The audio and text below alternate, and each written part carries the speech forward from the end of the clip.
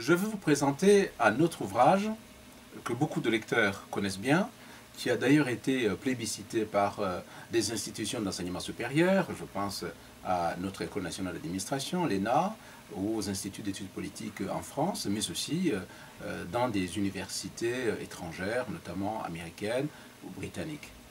Il s'agit du livre « Le partenariat Europe-Afrique dans la mondialisation ».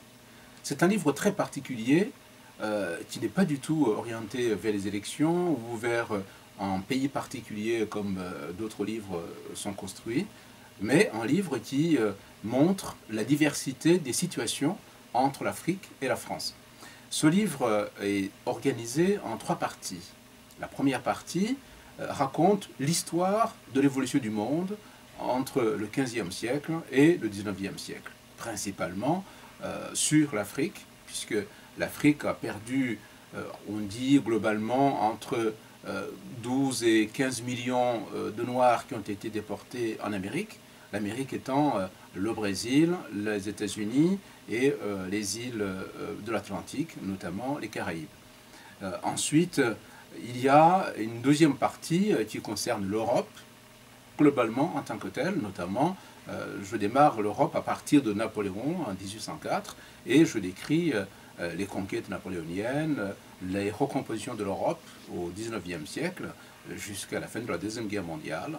Et enfin, la troisième partie décrit l'Afrique dans l'état actuel. Alors, un résumé sur la première partie concernant la traite négrière. La traite négrière a connu deux directions. La direction de l'Asie, qu'on appelait la traite négrière arabo-musulmane, qu'on connaît depuis l'Antiquité jusque même au XXe siècle, même au début du XXIe siècle.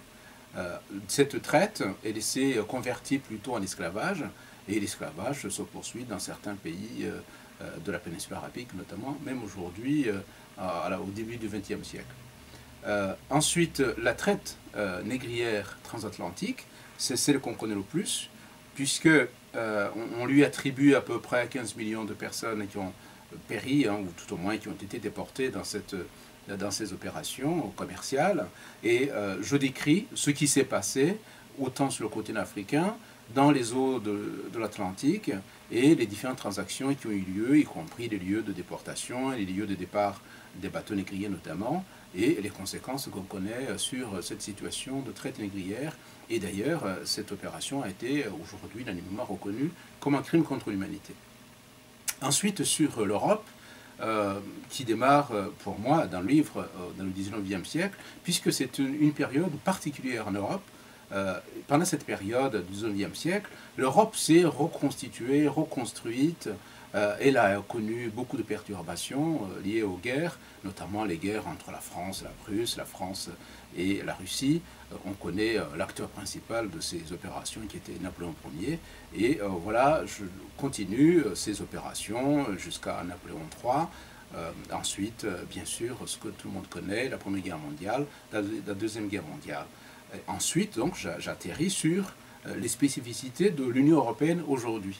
Quels sont les pays qui composent l'Union européenne? Quelles sont les forces et les faiblesses de chaque pays de l'Union européenne?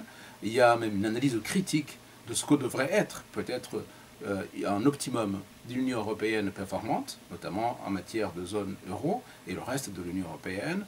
Et ça, c'est un ensemble vraiment d'analyses économiques sur l'Europe. Et enfin, la troisième partie, on retrouve l'Afrique. C'est quoi l'Afrique? Ce n'est pas seulement 55 pays de l'Union africaine, c'est aussi un ensemble de territoires avec des richesses variées. Et l'intérêt du livre, c'est de présenter les richesses spécifiques à chaque pays. Chaque pays est décrit de façon unique. Et ensuite, tous les pays, les 55 pays du continent, sont regroupés dans ce qu'on appelle les CER, les communautés économiques régionales, qui sont, pour moi, en tout cas, dans mes propositions que je fais aussi à l'Union africaine, qui sont des entités économiques et politiques qui devraient être des entités autonomes. Autrement dit, l'Union africaine ne peut pas exister seule sans s'appuyer sur ces 5 CER, communautés économiques régionales. Et enfin, je montre bien sûr quelques indicateurs de ce que devait être par exemple l'optimum d'une ville en Afrique, comme dans le monde d'ailleurs, puisque c'est un calcul qui est issu de l'observation des villes en Occident, pour nous dire l'optimum d'une ville dans un pays de tant d'habitants, c'est ça.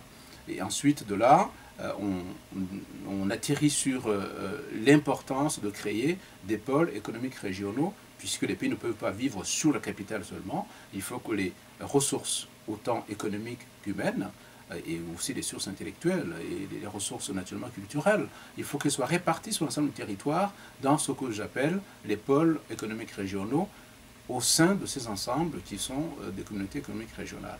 Et enfin, le livre donne des indications sur ce que devrait être une ambition africaine. L'ambition africaine en tant que grande entité continentale, et puis ambition africaine en tant qu'obligation de chaque État en matière de gouvernance, en matière de contrôle, d'organisation des politiques publiques, de réglementation et de sérieux de gestion des États.